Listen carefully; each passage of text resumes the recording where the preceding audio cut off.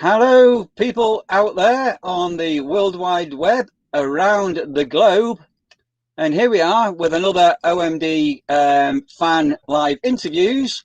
And I'm joined by a couple of really cool guys. I've got Dell and Keith, or Keith and Dell. In a moment, I'm going to be getting some introductions from them and delving into how I found them on YouTube and a little bit about their YouTube channel and about their musical taste and the OMD connection. So if you're watching on YouTube and you want to fire over any questions, please fire away. And if you're over on Facebook, do the same again, and I will see if I can bring you in at some stage. So I've got a couple of people on watching, so brilliant to have you guys there. So, Dell and Keith, first of all, a serious, huge apology for me being 24 hours late to the party. I got a little bit mixed up with things, so I big apologies for the confusion. No problems. We might have been 24 hours early. So, yeah. And I think it was Dell. You had your inoculation, your COVID jab. Was it yourself? Oh, we both have. But Keith was the one that You had a bad reaction. Weekend.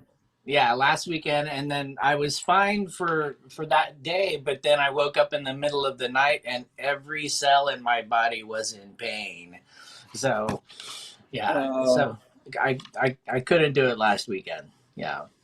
No, absolutely no problem at all. Great that you've actually had the jab, and let's hope the last 12 months or what's going to be 2 years, basically, we can get behind us.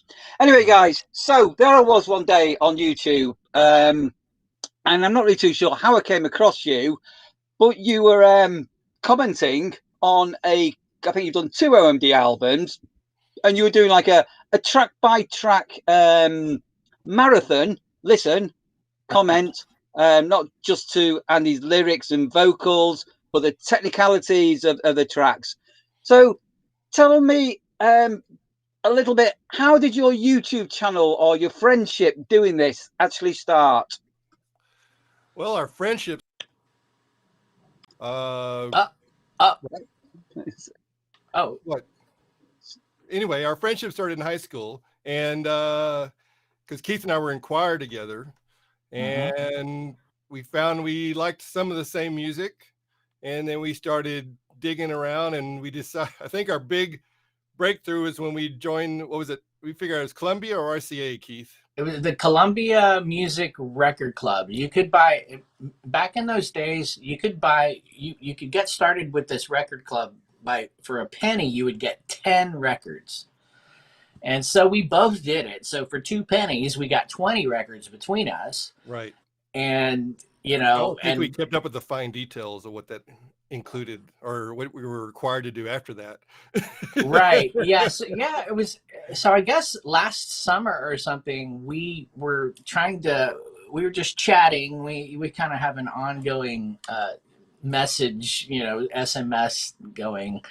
And we were trying to remember what were those 20 albums, and so it was about last summer. And then at some point around September last summer, Dell asked me, he said, well, I have this idea.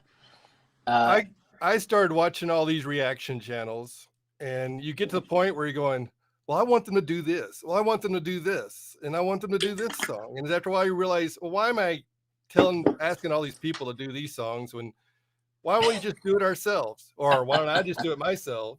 And then I thought, well, Keith is the guy that got me into all this music anyway, or we, reacted originally together onto all this music. So I told Keith, said, what if we did this? What if we tried this out? And he said, sure. And next thing I know, we're hitting the go button and going. Yep. So that was October. Yeah. September, October. Yep. Yeah. So, we've been doing weekly shows pretty much since October. Back when Keith and I met, and listened to music, and he actually started working at a record store. and we would pull all these albums in and just start listening to them. Oh my gosh! In our bedrooms and hanging out and just saying, "Oh, this is badass! Oh, this is great! This is and just constantly just bombarding ourselves with music New music. Right from this was about 82, 81, 82.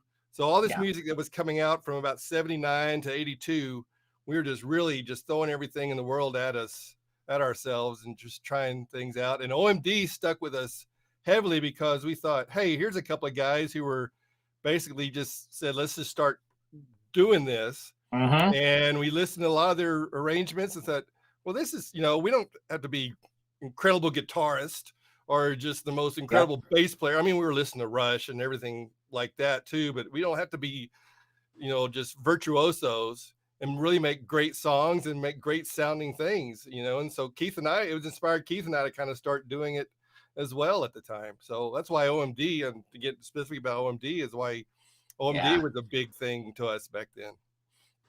Yeah.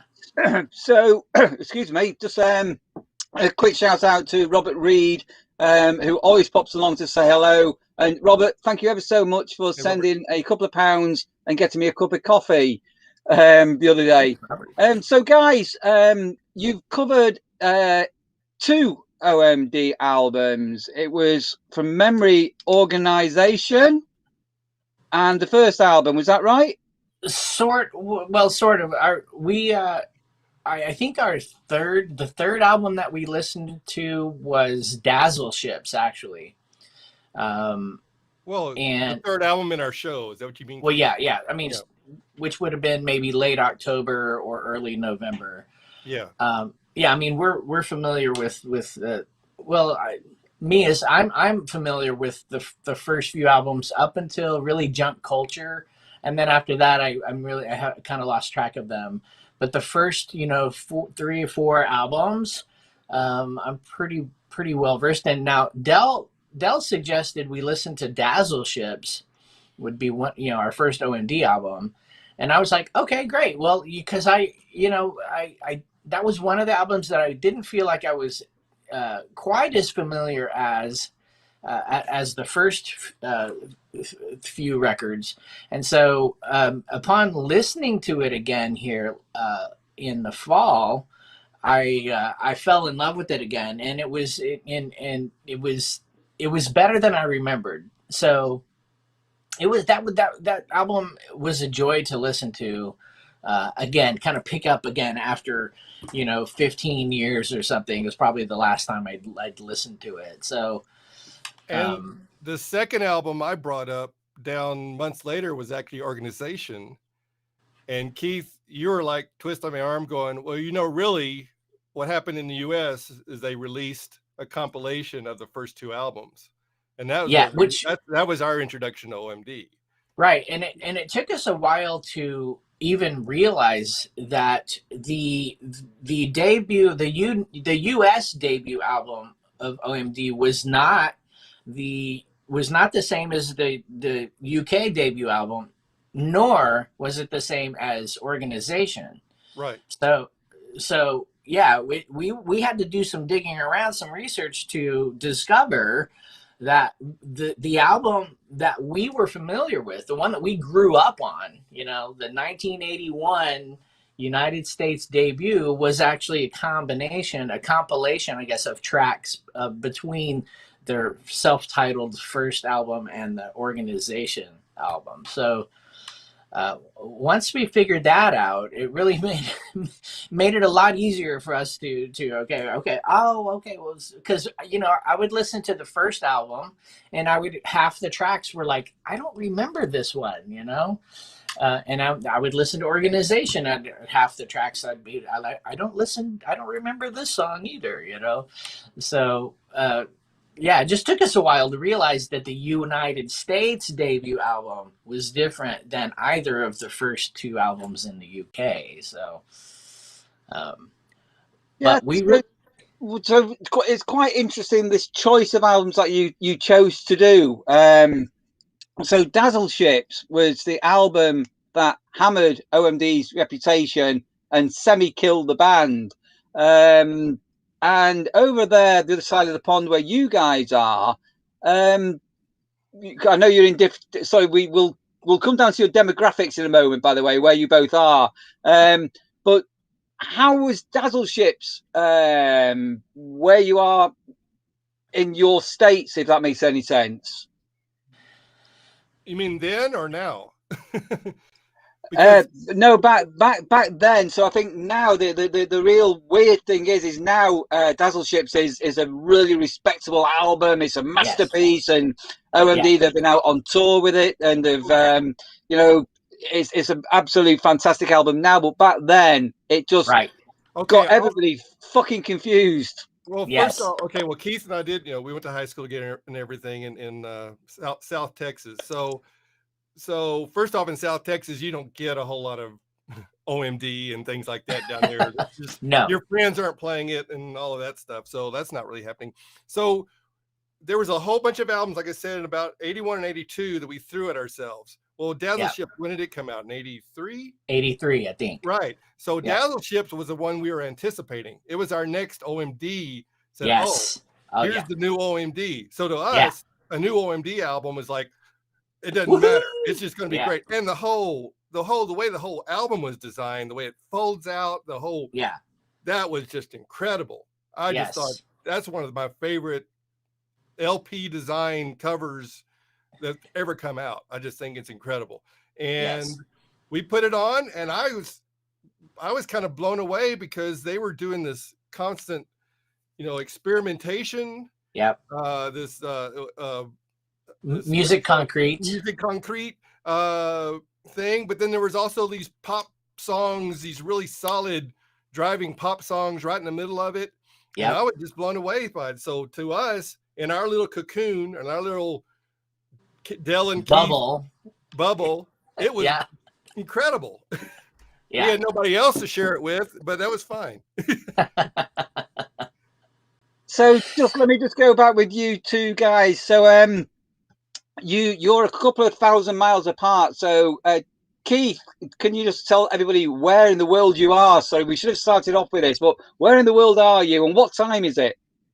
Well, let's see. It is 12 minutes after noon in Seattle, Washington, the Pacific coast of the United States. We call it the Pacific Northwest up here because it's kind of the top left corner of the United States. But if you're in Vancouver, Canada, right, British Columbia, that's called the southwest of Canada. So, you know, they say Pacific Southwest up there. It's like, you know, 50 miles away.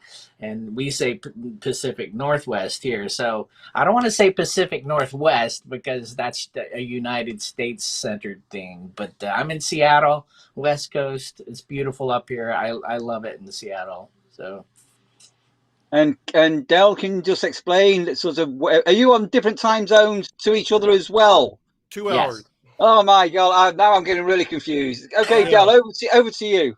It's 2:15 here, 2:13 here, and I'm in West Texas. I'm in the mountains of West Texas. In fact, there are people that live in Texas that don't realize there's mountains in Texas. So I'm almost to El Paso. I'm about 3 hours west of me is El Paso, and about 3 hours the other way east of me is the Pecos River, and I'm in the middle of nowhere, but I'm in the mountains, and I get internet. I get as good internet as everyone got about 5 years ago. So I'm hoping about 5 years from now, I'll get as good internet as everybody else gets now. So maybe that's how it works. But I'm out here in the middle of nowhere. I love it. And I work from home. I do audio production work. I used to work in a studio in Dallas, and that's where I spent a lot of my professional years there. And I got to the point where none of our clients came in, and I said, well, I'm just going to do this from home, and then we can go wherever we want to. So that's why I'm out here. And right now there's some sun coming in from there. That's why we do a lot of things at night. We wait to do them nighttime for me, because we can control the lights and everything like that. So we usually do our production work or recording around 8:30 at night around for my time. Brilliant. So let's go back to 1983 then, and say we were sort of touching and talking about Dazzle Ships. Yes. So you were friends back in 1983, is that correct? Yeah, we sang in choir together. Yeah, we graduated from high school in 1982. So right. I went off to college right after that, and And when I just 1 year away in college, when I came back, Dell and I really kind of reconnected because we were both, out of high school and we had more free time, and we were kind of going to college and stuff. But that was really when we started really listening to music a lot. In high school, we listened to a lot of music, but it wasn't really until we got out of high school that we really started just steeping ourselves in all of this. And then we started making our own music as well. Right. And Right. OMG was a huge influence on like Dell had said a little earlier, that kind of made us realize that, hey, maybe these two guys, they have synthesizers and guitars Drum and machines. drum machines, and and we could probably do something like that. Or no, I'm not saying that our music was as awesome as OMD's music, but it was just an inspiration for us to Right. get in, start creating our own music. And really since then, we bought a we've been 4-track creating too. Yeah. music ever since then. So Right. it's Well, right. yeah. Well, it's a joy and it's a hobby. It's not, we're not professional musicians or anything, but it's still, I think personally, but largely because of Andy and Paul and their just ability to just dive in and start making their own music using whatever tools they could. That was just such an inspiration for me personally to get into making my own music too. So Right. I'm always going to be, they're always going to be like, just, oh, wow. Just to me, just like one of the art, one of those artists that is just the kind of the pinnacle of who I would like to be, essentially, really inspirational. So Yeah, and I go ahead, Neil. Yeah, no, Sorry. okay, no, please, Del, you continue. Well, I was gonna augment that a little bit with the fact that when Keith and I, we had, before you went to school, Keith, we did start creating then. It was much more rudimentary. Rudimentary. We had, smaller, we had Casio CS 101s and Little cassette decks. 606 and things like that. That's true. Yeah, that's true. But when we came back, we bought the 4-track.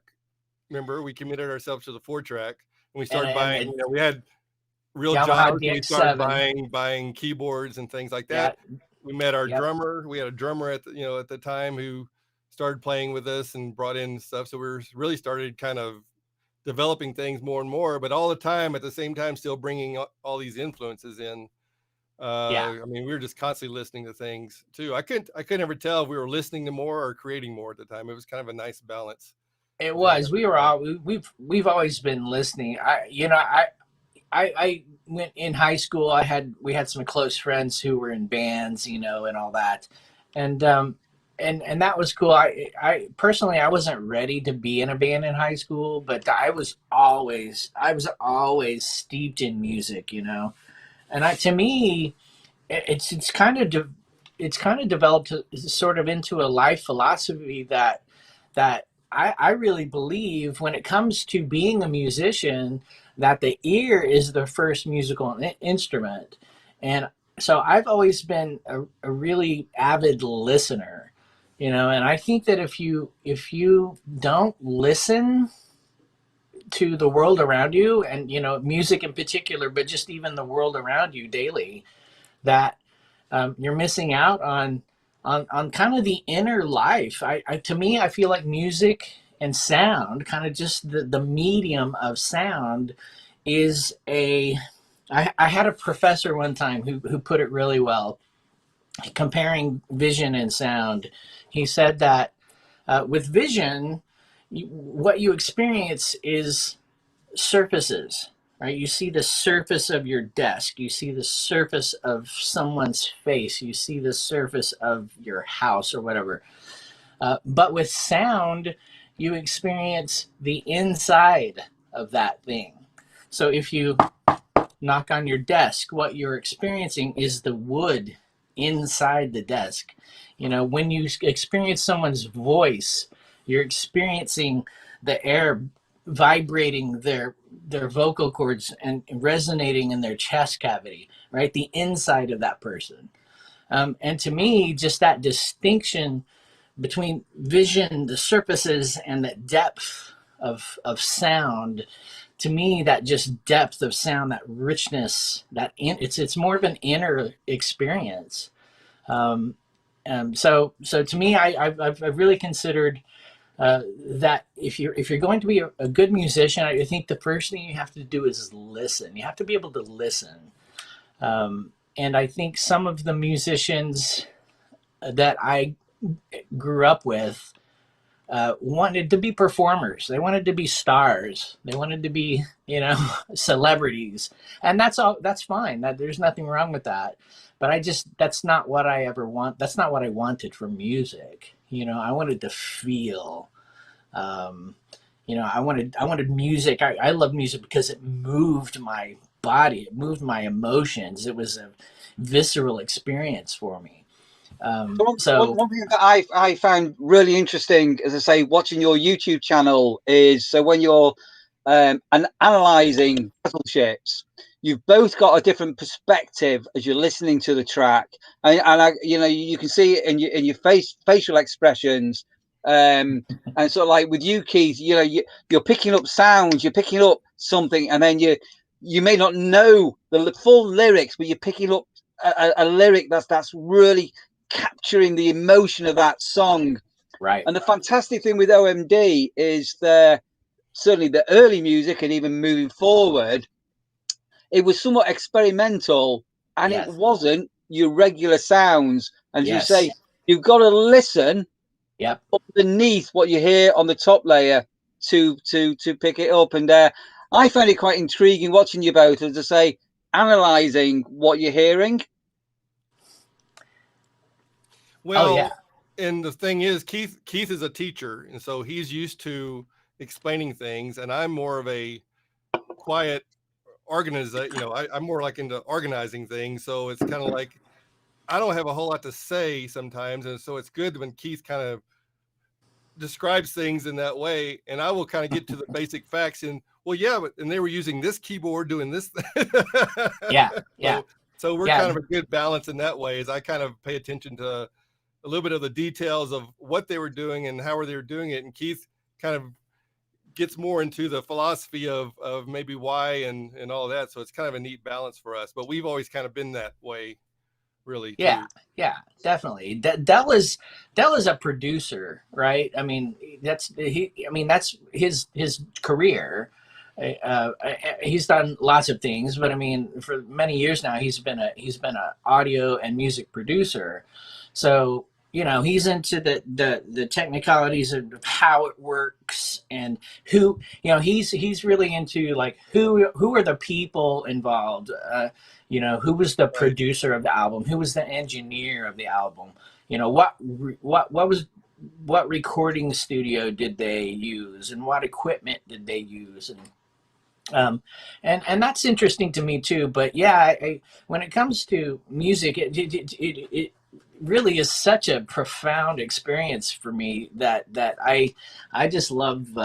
You know, I love trying to put it into words. One of the things that really I find fascinating with an art groups, so not as opposed to like David Bowie or somebody, or you know, Peter Gabriel, who is an artist, but you know, those people are I mean, Peter Gabriel and David, they're great musicians and everything, but when two or more people are making music together, they have to find a way to communicate so that they can come together musically, right? And that's one thing that I find really interesting about musicians coming together is, how do they communicate?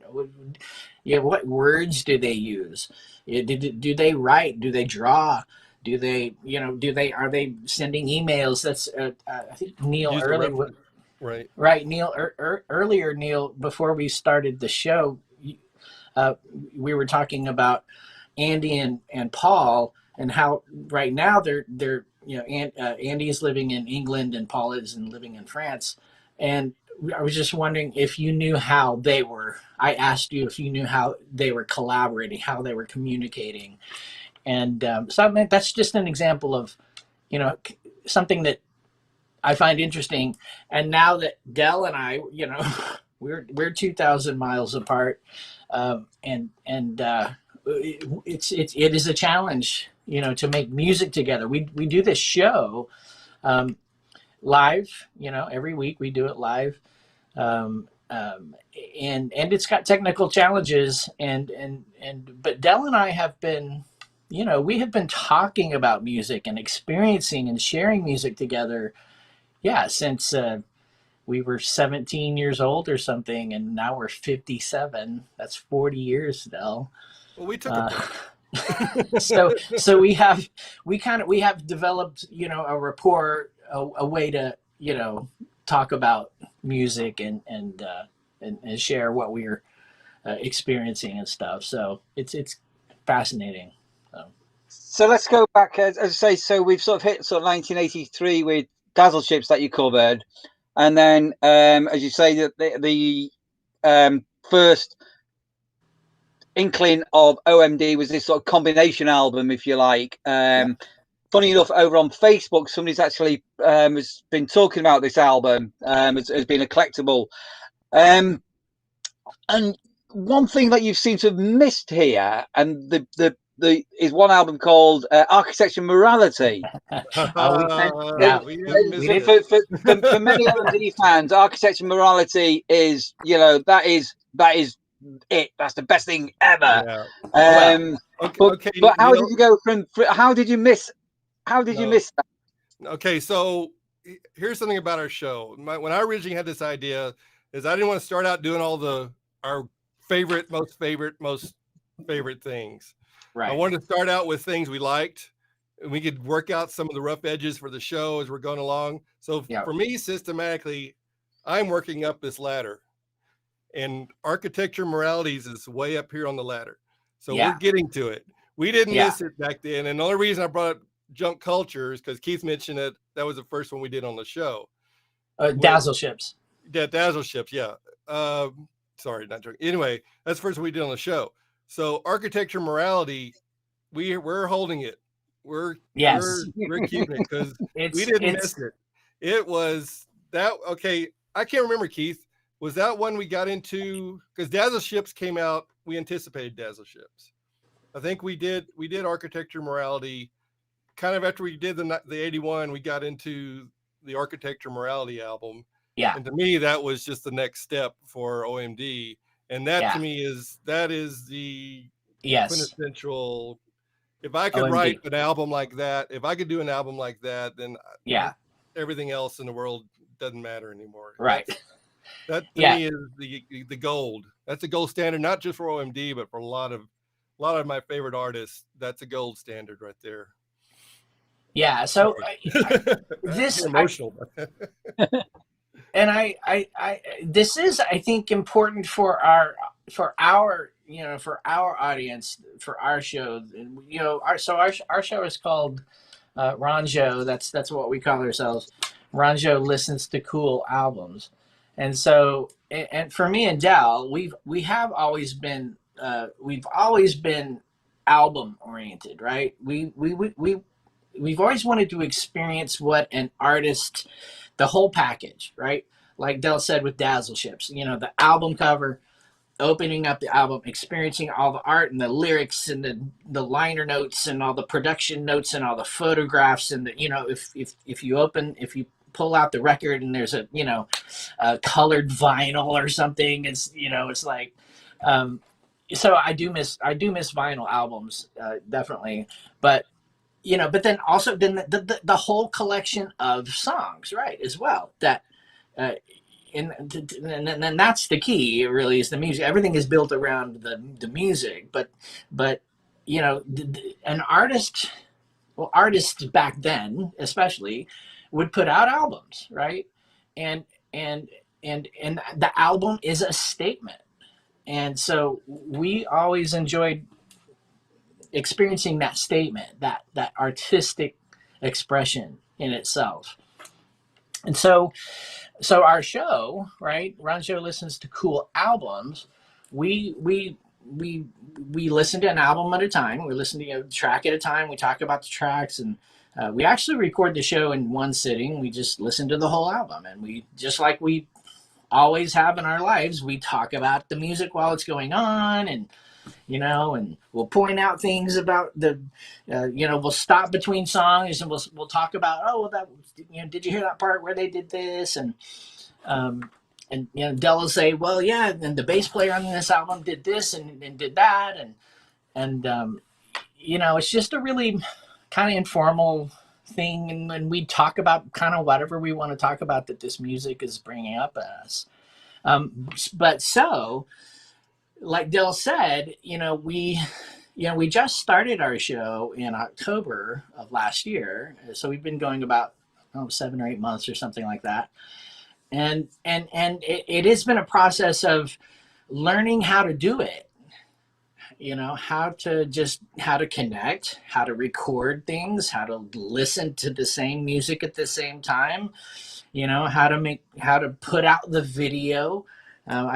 Neil, before when you saw the OMD, the 1981 US debut we're talking about, about 2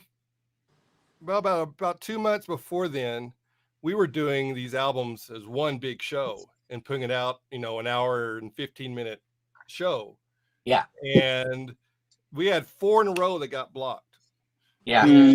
And we were thinking, okay, why is this? Because I see reactors do some of these same artists that we're getting blocked on. Yeah. And Keith said, well, what if we break it up? And that's gonna be more work for us, to kind of break it down. And so you saw the OMD you saw is broken. Now, if you went back and saw Dazzle Ships right now, it's a 1 full hour more show of one sitting. Right. And we'll probably end up going back and breaking those down some more as well. So we did, as Keith was saying, we learned and said, hey, we need to put these out in smaller chunks. And once we started doing that, we started getting more reactions and more responses, more listeners, our videos. The only one that still holds up as a full, well, there's 2 of them that still hold up as a full length release, is when we did Kate Bush Ariel early, and that still gets lots of reactions. And our XTC Skylarking still gets lots of reactions. And David Sylvian Gone to Earth as well. Yeah. So it's really interesting with YouTube, the way that they can block certain things. I've got a number of videos myself that have been blocked, and I'm not even trying to monetize things or earn any money off them. I've just been trying to put up things, and then there are certain OMD songs that are owned by different sort of management, which you may come across as your time goes on, and it can be really annoying. I had a video taken down from an OMD fan party that we did a number of years, and all people were doing was an OMD disco, for want of a better word, people dancing, and the fucking thing got taken down. It's like, oh man. So all the fun out of it. So I've got some stuff on Vimeo, and then I use another darker place called BitTube, which is a bit more whatever. You can put things up there, but it must be so frustrating when all you're trying to do is be passionate about something, and the YouTube police come in and bang. The logic to us, is like, we're promoting these bands, we're promoting these artists, and so it doesn't make sense to us at all. You saw it. I have to be honest, I got into watching reactors when the 2 kids were into Phil Collins, and that blew up. And look what that did for that, for Phil Collins again. That blew his whole, world up again. And I just don't get the Beatles parties and the Eagles and all those guys are just like, so you can't be playing our music on YouTube. And it's just like, no one's gonna. I'm sure people are gonna hear about the Beatles now. It wouldn't bother me if no one hears about the Eagles anymore, personally. So it's like, Well, another question, guys. So let's go back, to these early '80s days. I'm a little bit older than you, not a lot, but a little bit older. And over where you are, so obviously the US big hits, or the If You Leave sort of Pretty in Pink era, and you're way before there. So yes, where were you picking up these weird songs coming from Europe or England? Because that must have been quite difficult back in the day to it find these was. things. That's It in was your world, challenging. Keith. We were sponges. Back in those days, magazines were big. So, gosh, I can't. We were both into synthesizers. So there was a magazine called Keyboard Magazine that we used to subscribe to. But there were some English magazines that Melody we were. Maker, right? Do Isn't that it? Melody Maker, isn't that it? Oh yeah. Yeah, yeah. Melody Maker. There, and it seemed like there were some kind of smaller publications somehow that we would get subscriptions to or buy copies of, and they Go were to Austin really and get them. Like Austin was a cool place, so you could go to Austin and Austin. find out a Yes, little bit more, or Houston. Austin was the bigger city. University of Texas is in Austin, so there was a lot of kind of counterculture there. So it was mainly magazines. We did have one radio station that was an album oriented rock, AOR, I guess, station. They would throw something on occasionally, but nothing. Yeah, so I used to sleep with that radio station on in my bed, and then I would every once in a while a song would come on and it would wake me up, and so then I'd turn up the radio and I'd listen to the whole song and go, hey, that sounds cool, and hopefully the DJ at the end of the song would say, that was so and so art song by so. I don't remember OMD being any of that, though. Do you, Keith? Yeah, I know, but I think I don't think that they played OMD on that station, but I think they played enough sort of related artists, Right. like Peter Gabriel. And if you like these people, you may like these people. Right, exactly. So that we would look these artists up in our magazines and go to record stores. We did have a good record store in our town, and we would go to the record store and see Neil, if I may cut to the point, Keith started working at a record store, and he would grab things and bring them home. Yeah. And he was allowed to go, hey, go, can I check these out? And he'd bring all these albums home, and he'd be coming home with stacks of albums. And just go through them and go through them and go through them. And but that wasn't until that wasn't until late 83, 84, 85. So in the early 80s, how did we come across the first OMD album? I don't remember. It was I don't know. We were lucky. We were lucky, honestly. We weren't a Devo. In fact, our first concert that Keith and I saw together, where we left the town that we were in, left Corpus Christi area, where we grew up, we went to Austin and saw Devo. And that's where you had to go see anything that wasn't Southern rock or heavy metal or something like that. And so, when we would go to Austin, we would just we would just do a blitz, go to the record stores, find the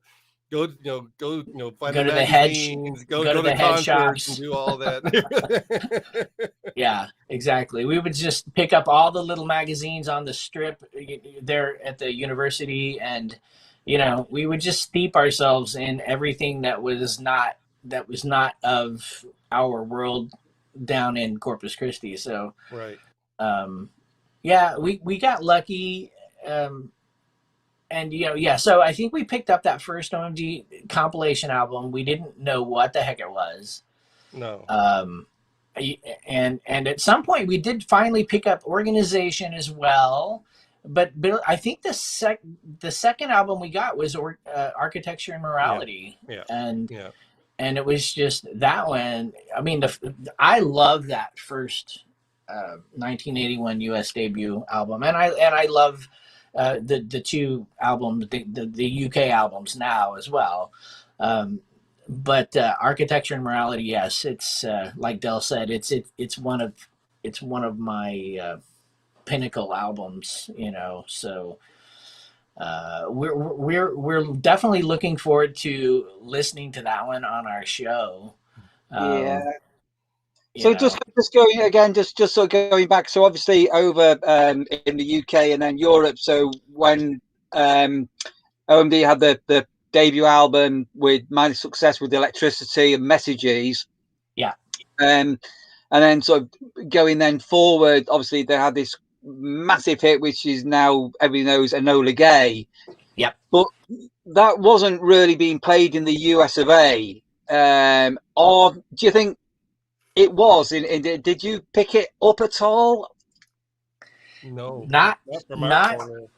not on the radio or anything. You know, we most of our music that we really love, we picked up because we found the album somewhere, like maybe in Austin or something, or We weren't we really, found a lot of records in Austin. once we started listening to these albums like this, we hardly ever listened to the radio that much anymore. I mean, occasionally it would, you know, or I didn't. We would spend all day making cassettes, you know, back in the cassette day. We would just like, okay, you know, this is pretty badass. Okay, I need to make a cassette of this. And so I would just fill we have cases. In fact, we dug up cases of cassettes of just this stuff where we would just take them with us and, you know, roll with them, do road trips with them or whatever it took. And so I found myself hardly ever listening to the radio anymore at all, because where we were, I just didn't like what they were bringing me. And when by the time they would play, it's like, oh, I already know that song.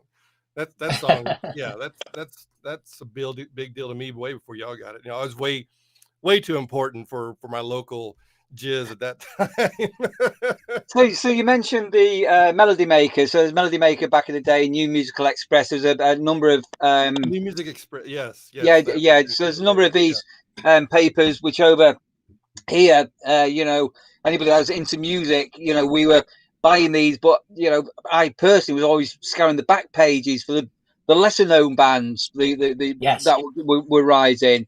So Yep. it must have been sort of quite strange to have a UK newspaper, because they weren't magazines or newspaper, Right. musical, and then but you were several weeks behind with Oh, yeah. things, and that must have been quite weird. Well, you know, it was for us. we thought we were, you know, we thought that being only a few weeks behind what you guys were getting in the UK, we thought we were on top of it, you know. So yeah, it was weird, but honestly, it was, you know, it wasn't like we you know, it wasn't like we were snubbing our noses at American music or Texas music or South Texas music.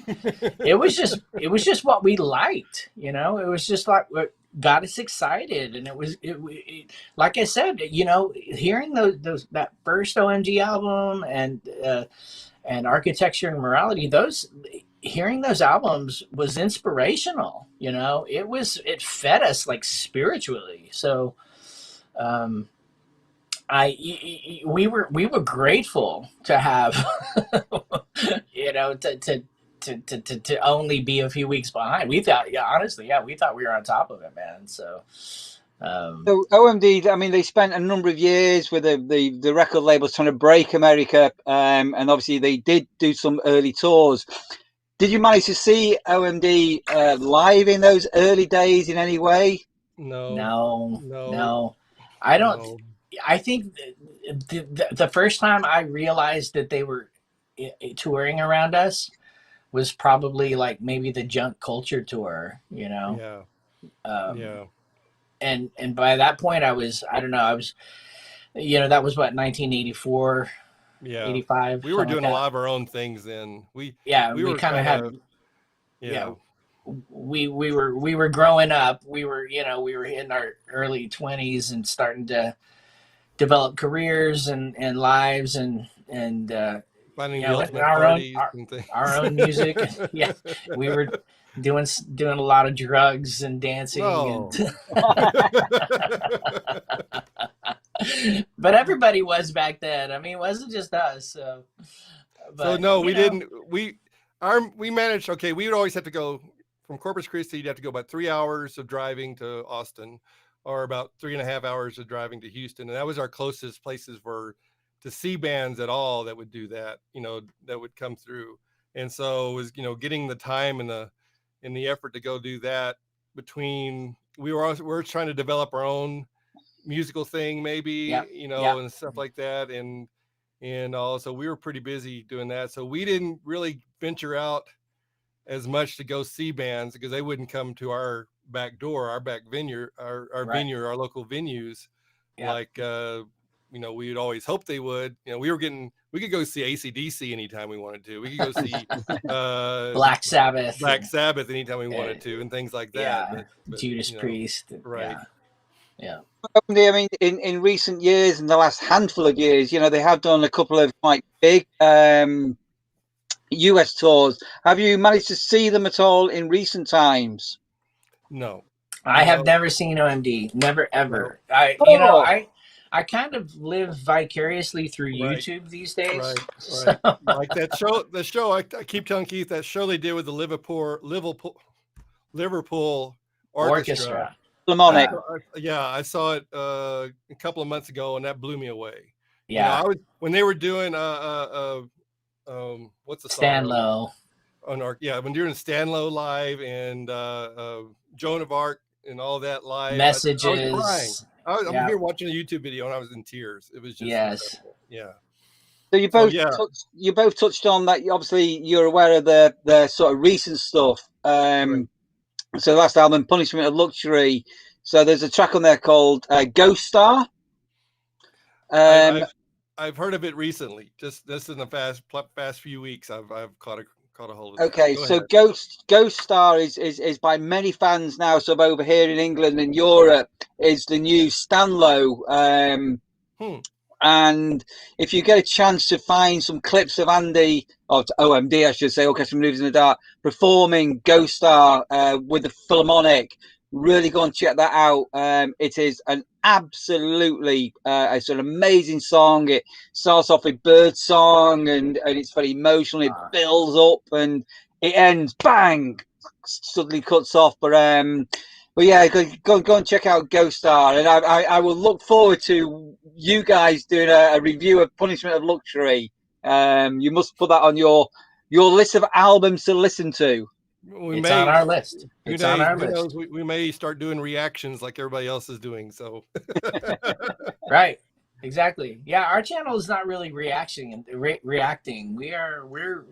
listening to albums that we are well steeped in. Yes. But yeah, we're not against reacting to some new music either, of course. And so that's awesome, Neil. Thanks. Keith says we've been listening to music together since back then. We really haven't. We took a big break. We did our own thing for years, and it really wasn't until, last few years we started kind of saying, hey, have you heard this? Hey, have you heard that type of thing? And so one of our things we're also looking forward to, and we've kind of started doing, is Keystone.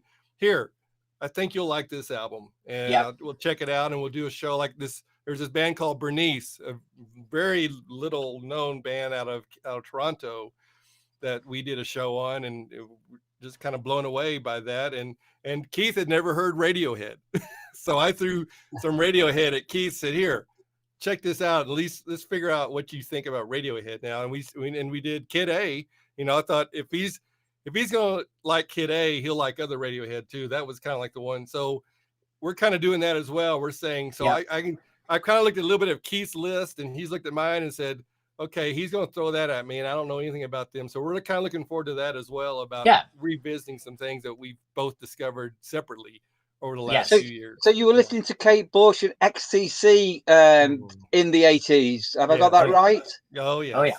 Oh, yeah. So again, these are sort of in the US of A, these are quite unusual bands. Did you feel you were the only people over there listening to this weird music?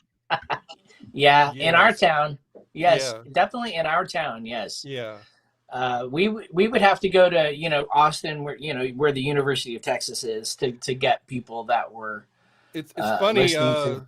7 years after, about 8 years later, I'd moved to Dallas, and I'd go, oh, like here in Dallas, there'd be a couple of radio stations. They're going, oh, XCC, General and the Majors was huge here, and stuff like that. Going, oh, okay.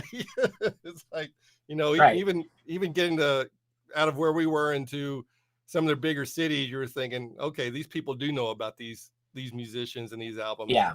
And we were definitely in the backwoods on that end. But no,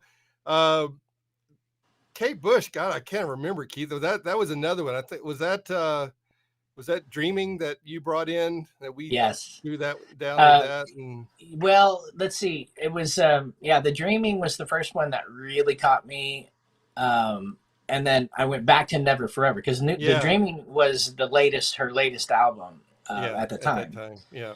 And then went back and caught Never Forever and fell in love with that one as well. And then now every Kate Bush album is just a treat. So right.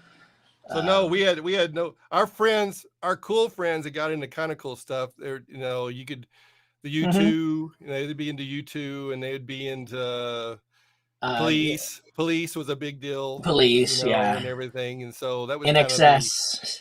In Excess and things like that. Yeah. Did you sort of onto your side of the water, sort of like Donna Summer, Giorgio Moroder? Did that have any influence on you at all? I mean, I think Giorgio Moroder is one of the most least talks about pioneers of electronic music. Everybody talks about Kraftwerk and OMD or whatever, but I think Giorgio Moroder is he's right up there with what he did. I didn't catch it when it first came out, but when I first really heard that, and I think I'd moved to Dallas when I really heard that and all that, it was like, okay, I know who Donna Summer is, but this is like something, this is, we should have been listening to this back then. So no, not when it came out, right, Keith? I don't remember really. No, when I started working at the record store in late 1983, my store manager introduced me. He was really into soundtracks, right? Movie soundtracks. So he did introduce me to Giorgio Moroder and lots of other soundtracks, James Horner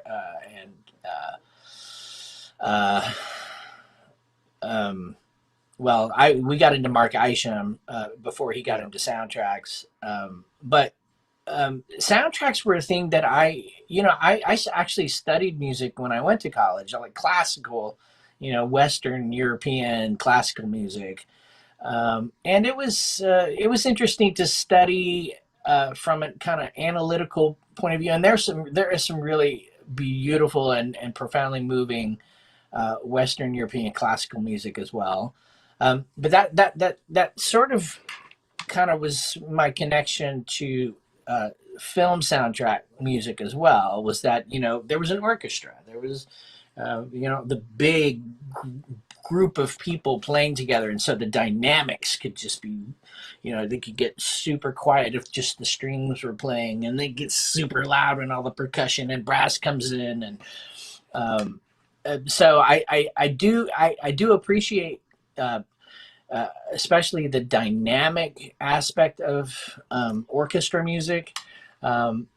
But then later, really in the 90s, late 80s, I went back to college again after taking several years off and trying to be a professional musician, which didn't work out. But I went back to college again and I studied music, more trance musics of the world. So I mainly through Peter Gabriel got into world music, and African music, Asian music, mainly Central Asian music, Aborigine, Australian Aboriginal music, just all these musics, and it seemed to me, after kind of steeping myself mainly in the 90s with this kind of music, that the common thing, the common characteristic between the music that I was liking from all around the world was that it was music for trance, for putting yourself in a trance, or putting other people, groups of people, into a trance.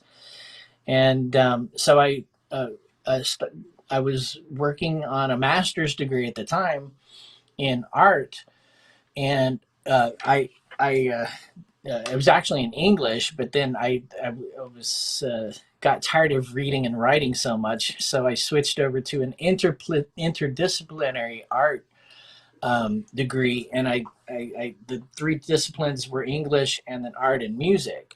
And so the music aspect was studying this music of trance music of cultures around the world. And it became part of it for my master's project. I got to compose a 48-minute original piece with digital graphics that accompanied the music, and I made, for the art part, I did ceramics, and I made ceramic drums. And so that was a super creative time in my life, and it was, so that's really kind of the direction I went kind of in the 90s. So I wasn't listening to as much pop music. I wasn't listening to the radio at all. I wasn't even going to shows. I was super just steeped in this kind of intellectual study, and then creating my own stuff. And then Dell was off in Dallas, Pro Tools, and did commercials. Right. So we really had separate lives for about, concept. for about 20 years or more than 20, 30 years almost, probably. We really had really separate lives, and really it has been just this project that has brought us back together. And it's been a great time getting back together with Dell and listen to this music again. I'm just going to take you back a minute again, so I know I keep going back in time, but Pretty in Pink and If You Leave, which is massive over where you are, and Yep. I know as far as royalties go, I think the band get more royalties from If You Leave than Enola Gay, which people don't over in Europe don't realise. But so all of a sudden, this band that you nurtured, that nobody had heard of, and you're just like these young geeky guys listening to Organisation or weird, dazzle shit, bang, bang, bang, bang, bang, bang, bang. Young geeky guys listening to young geeky guys, yes. Yeah, but then If You Leave comes out, and it's this great big hit. Yeah. Were you sort of proud of that, or did you think, oh my God, what the fucking hell's gone on here?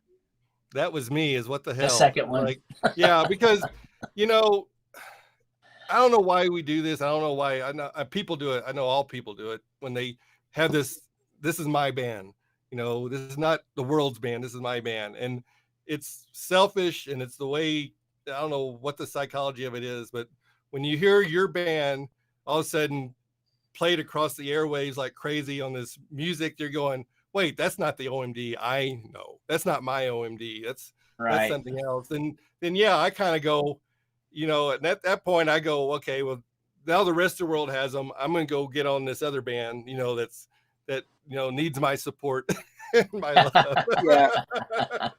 This happened with me with Gary Newman. Funny enough, I was a real serious Newmanoid, and then Gary Newman sort of sold out with an album called Dance, and I fuck you, Newman, and I fell out of love with him. So and I have to admit, I have to, when a band quote does that, or that happens to a band, I have to really say, okay, I got to listen to this objectively, or and try to do that. And sometimes it's just hard for me. Like, we're big Genesis fans, and when Genesis got really huge, it was like, okay, Invisible Touch. Y'all can have them. Y'all can have them. We're on to other things. So it's like, it's like I'm that way about bands a lot, and that's why we tried to go for the things that not many people heard of, and not many people knew. We were trying to go. It took me years to listen to Pink Floyd and Zeppelin, because everybody else was listening to Pink Floyd and Zeppelin, and it wasn't until probably a decade or so ago I said, okay, I'm really going to listen to Dark Side of the Moon. I'm really going to listen to Led Zeppelin 4 and things. I'm going to sit down and listen to the whole album with my mature viewpoint on it and say, okay, what was so great about it? And then it's like, oh, now I get it. But we were looking for the underneath. We're looking for the underground. And when OMD kind of went big, like that and got really polished. I think there's a fine line on a lot of these bands when they don't quite know what they're doing and can't quite do what they think they want to do, that they can't help it to make great things that are interesting. And even though to them, when you look back at interviews about a lot of these things that, oh, we didn't know what the hell we were doing. This was a mistake. That was, that was supposed to be like this. You're going, oh, I'm glad y'all screwed it up. Have you guys heard of a band called Baby Bird, or a song called You're Gorgeous? No. Okay, there was this. It was a one-hit wonder. It's a single called You're Gorgeous by Baby Bird. And I was a massive fan of this band called Baby Bird.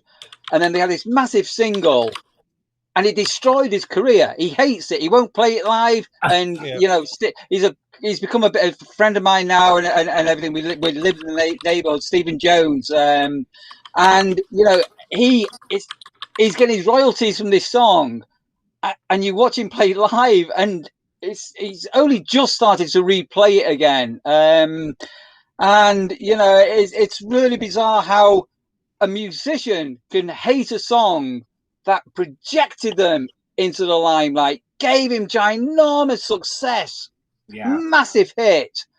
But he could, and then when people went to listen to the album that he came off, it was called Ugly Beautiful. It's a bit like going to listen to Dazzle Ships. It's like this fucking, what on earth is this album? It's not pop music. I mean, go and listen to Ugly Beautiful, and but OMD had this knack of, there was like a phoenix, Dazzle Ships come along, boom, they were down, and then up they came, Muhammad Ali moment, float like a butterfly and sting like a bee, and and I say, but if you leave, hit the right notes. Yep. Well, like a few weeks back, we did ABC's album Beauty Stab, which came out after Lexicon of Love. I personally love Beauty Stab. I think it's a really neat album, but it was, people said it was suicide. It was professional suicide when they did that. And then they came out and got, really slick after that, and I had nothing to do with them anymore. But I think there's a lot of bands like that will do things that are on the edge, and they think they're pushing the envelope, and people don't like it, or they'll like it, like you said about, Dazzle Ships is now considered, a really important album. But at the time, when you're doing things at the time, that's got to be so nerve wracking when you really think you're something, and you're going to do something, and you're on the edge of making that step into your hopes and your dreams. That's got to be nerve wracking when you don't know what you're supposed to be doing. You don't know if you're supposed to just, chase this idea or chase that idea, or, be brave, or just go with what someone hands you.